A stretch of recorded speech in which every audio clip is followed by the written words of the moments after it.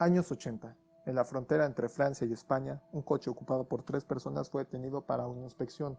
Cuando los policías abrieron el maletero, lo encontraron lleno de piezas y electrónica. Aunque seguramente los agentes sospechaban que se trataba de las partes de un artefacto terrorista, lo que tenían delante era la primer copia del microscopio más potente de todo el mundo, capaz de ver átomos y con el tiempo la habilidad de poderlos manipular a su antojo.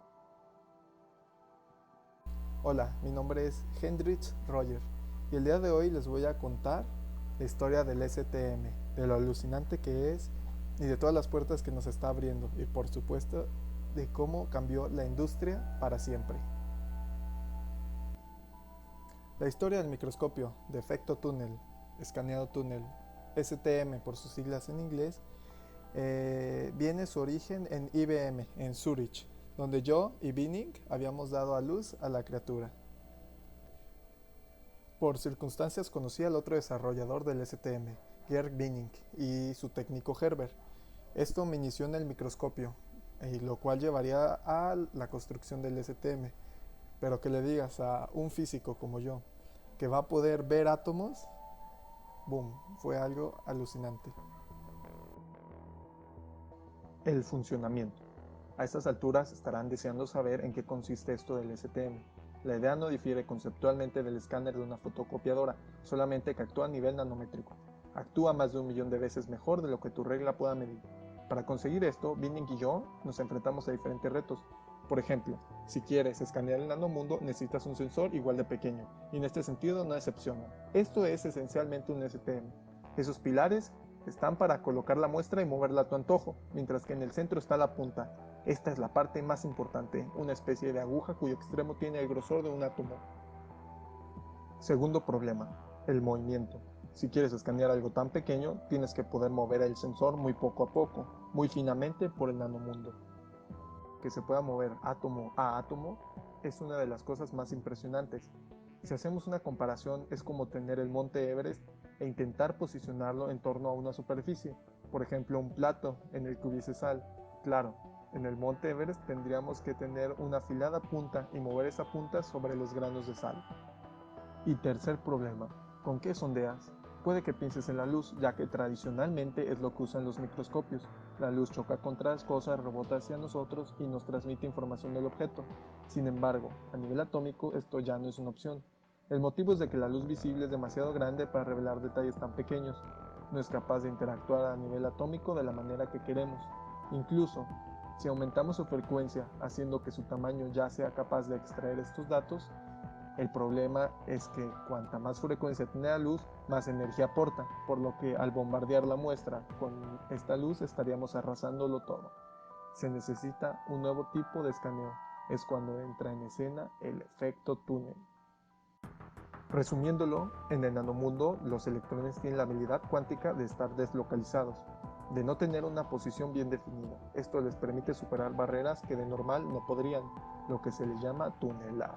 De esta forma pueden crear una corriente túnel, empujar a un montón de electrones a atravesar una barrera que es imposible atravesar y detectar al otro lado los electrones que hayan pasado, gracias al tunelamiento cuántico. Lo útil de esto es que esta corriente es muy sensible a cómo de gruesa es la barrera. Entre más grande sea, menos átomos pasarán.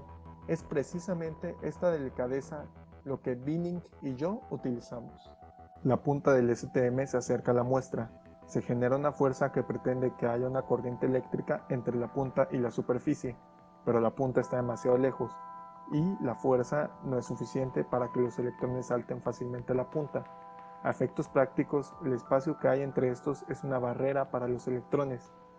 Así que en la punta se genera una corriente túnel. El sistema que controla el STM registra esta corriente, marca la posición de la punta y la mueve a uno de los lados. El sistema se aleja a la distancia en la que la energía que produce el túnel sea el mismo que el anterior, registra la posición y se mueve a un lado. Este proceso se repite a lo largo de toda la muestra, cartografiando su relieve, guiándose por la corriente túnel. Así es como puede verse la imagen de un átomo. El STM te enseñaba los átomos uno a uno, te enseñaba las diferencias que había entre cada átomo de cada elemento. El STM ganó su primer Nobel a la hora de resolver cómo era la verdadera forma física del silicio 7x7.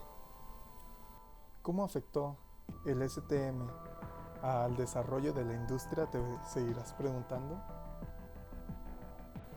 La cosa está en que el STM no solo te permitía ver los átomos, lo cual es impresionante de por sí, sino que te permitía mover los átomos uno a uno.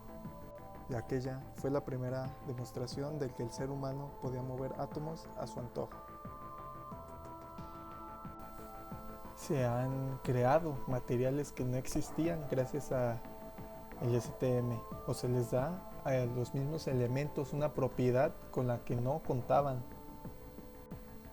Gracias al STM se han hecho memorias del tamaño de una micra, se puede ver procesos de dinámica molecular, se puede medir procesos de dinámica celular que jamás se habían visto antes. Incluso se pueden ver enlaces químicos, algo que se creía que jamás se lograría observar.